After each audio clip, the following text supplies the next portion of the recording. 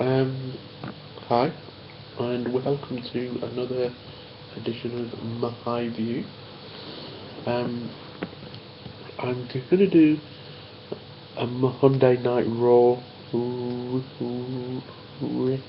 review and talk a bit about cricket as well. Monday Night Raw was a fantastic show last night. Um,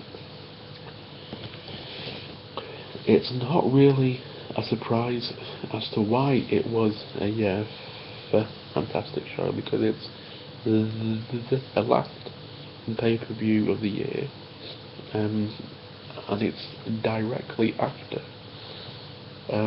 they did their entire month free thing for November. So um, the the they gave the WWE network for free, and they gave Survivor Series for for free. And so they want to make as much cash as possible. But though it was a good show, it's a solid show. I thought that the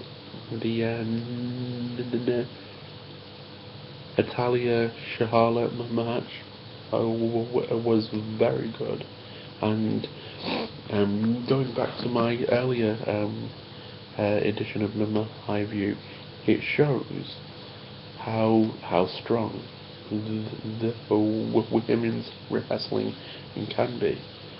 Um, I was watching that, and I was struck by the idea that um, the hint is always looking for, the next Stone Cold Steve Austin, the next Rock, the next Hulk Hogan, and it's always amongst the guys. But there's no reason or why, people like Nina, Natalia, Charlotte, Paige, the Bellas, um, or why, um, um, um, AJ Lee, or why one of these women can't be the next Stone Cold, the next Rock, the next Hulk Hogan. All they've got to do is reach out to that female audience. Um, and so it was a very strong Raw leading into the TLC pay per view. And so it's to get maximum buys. Um, the only thing that I didn't like was the final segment where they kind of like have like wrestler after wrestler after wrestler come charging out and getting laid out, beaten up. I mean, it's sort of like a very sort of Vince Russo-esque plotline, and for me, it doesn't really work because it kind of it spoiled what had been a very good Raw, and because the WWE is always at its best when it does things subtly. And so it's kind of like like not sort of obvious, but it's like, well, we're not gonna make it obvious, but it's like we're pushing this guy, and we're gonna bring this guy out to sort of get a push, and then they subtly intertwine it with something else, and then they add a third element, and it's sort of intertwined in that, and sort of that plays better than just having, oh well, here comes the big show, then it's Dolph Ziggler, and it's that uh, um, um, sheep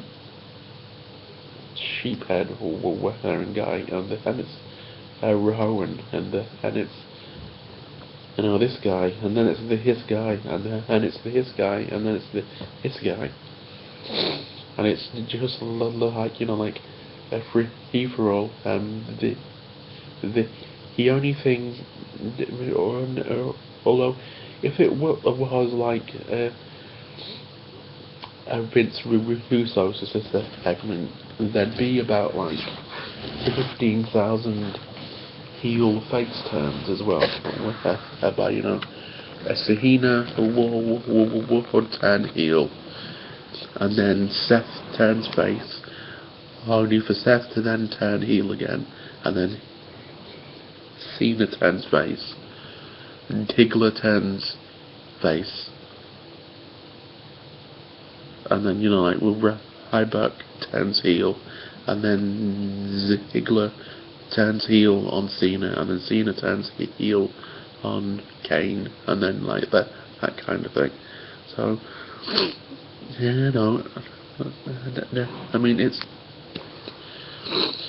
I mean like to me it would have been like better to have done it sort of like subtly, whereby you kind of like had sort of like all of these guys, you can still give them attention, but kind of like you could have like had like one guy come down to the ring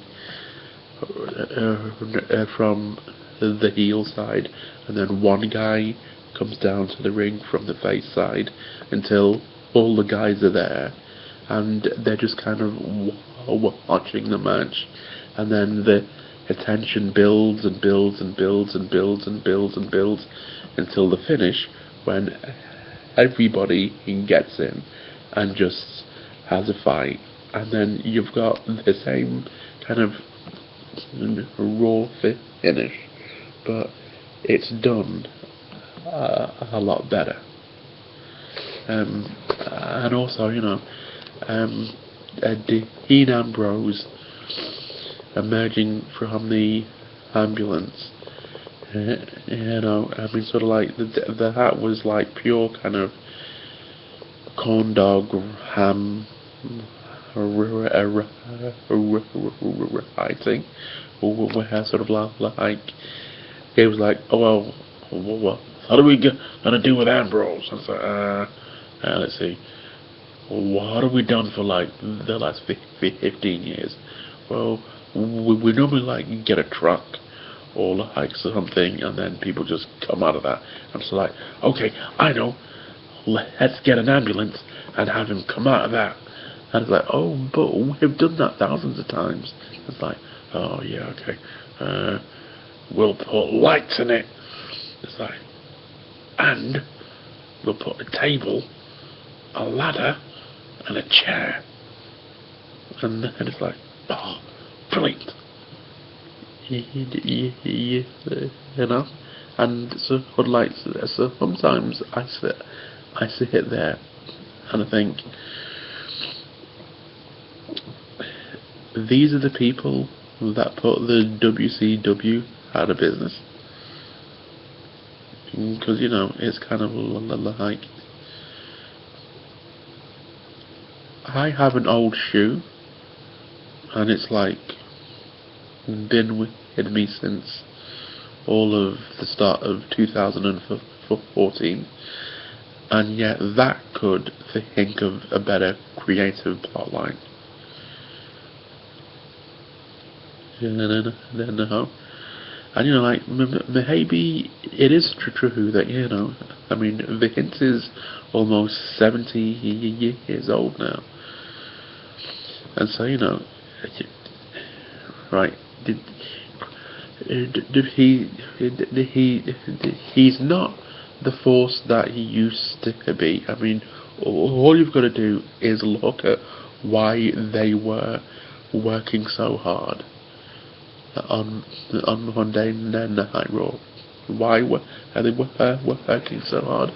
Because they have to generate as many buys as possible for TLC. And why do they have to generate as many buys as possible for TLC?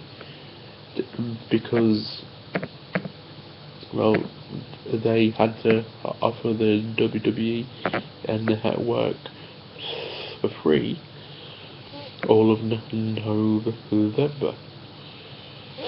And so, now they have to make some cash. And unquestionably, the problem with offering the whole of the month free for new subscribers is the people who take it up for free are people who aren't prepared to actually pay for it. So you kind of have to desperately try and hold on to them, or if they then leave at the end of November, you have to try and bring them back, which is kind of what they were doing. And I don't know, the WWE is kind of like banging on about, oh well, how the goal was to get 1 million subscribers. But if you read the statements, the company statements that were actually coming out near the start of the year, before the launch, they specifically said that they expected the WWE Network uptake to be between 1 million and 3 million subscribers. Now, it is considerably off that. And I don't have the latest numbers, but the fact that they're trying so hard now, it doesn't bode and it doesn't bode well for those numbers. So it's and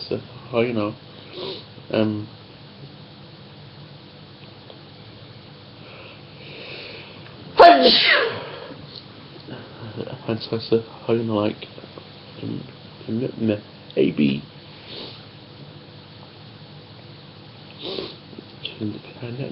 I don't know, because the launch of the WWE Network has been the WWE's largest segue outside of wrestling for the last 12 years. And it seems that sort of like any time that sort of Vince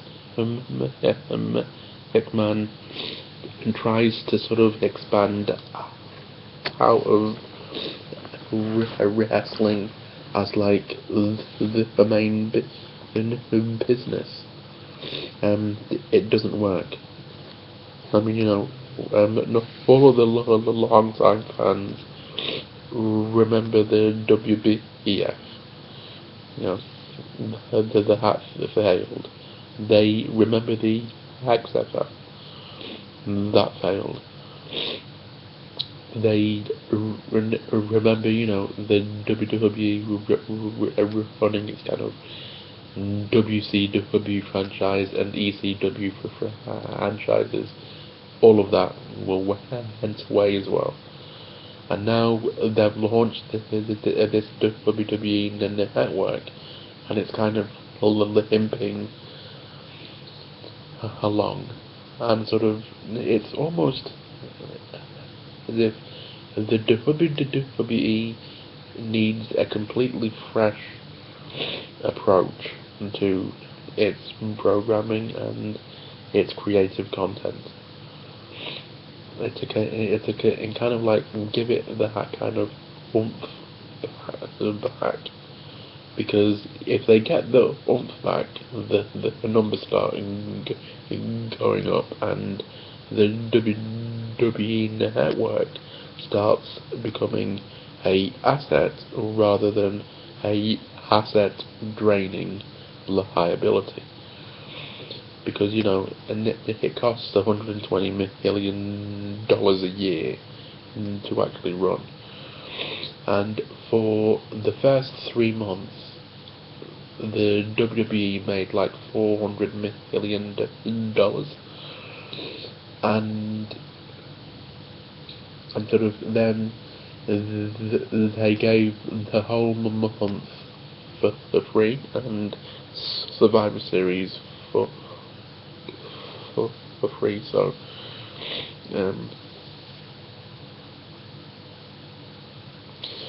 on the positive note, while all of this is going on, the WWE stock is seriously undervalued. So there's never been a better time to buy WWE stock, because eventually they'll get all these problems ironed out and sort of sorted out, and then the stock is going to go up. I mean, like if I was right, if I was Vince, yeah, and I'd be saying to my wrestlers, buy WWE stock, and like the hat, because like, and it genuinely is undervalued by a factor of about 4, and then that way the wrestlers are like really motivated to work hard, purely because the harder that they work, the more money that they get. Simply because the harder they work, the more income the company gets. The higher the shares go, the more cash that they get. So I'd be doing that. But it's it's not my company. Thank God. Because in truth, if it was my cooking company, I'd probably fire half of the people there, because as far as I can see, half of the people there are just dead weight, who don't even have a clue what they're doing, and by and large, they genuinely count on the fact that they can pretty much put out anything, and they're guaranteed the hose like 3.2 to 4 million viewers every single week. So it doesn't really matter what they put out. It's kind of like, oh well, like we're coming up to a pay-per-view, make it exciting. It's like, okay, well, how do we do that? It's like,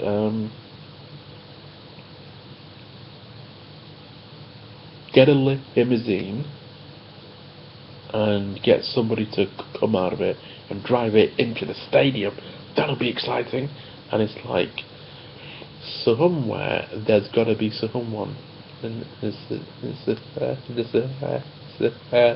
saying, oh yeah, we've only been doing that since the 1980s,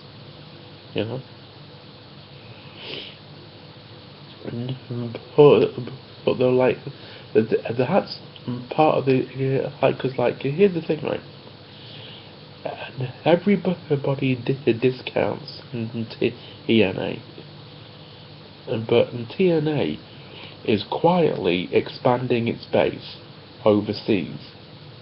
Now, expanding in America is difficult, but expanding overseas is a distinct possibility, and they're quietly growing their business overseas.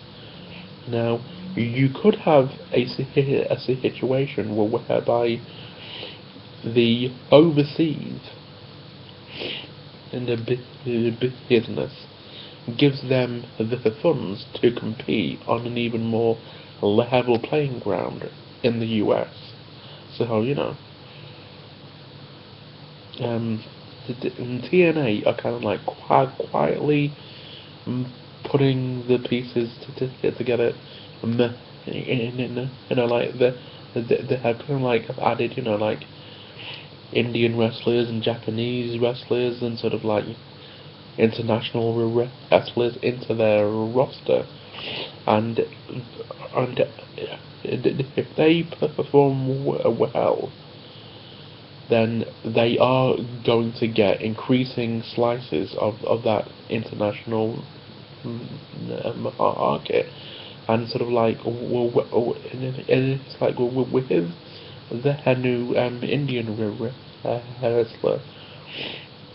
it looks like I mean, sort of like at the very least, he's going to be a better wrestler than the great King Kali.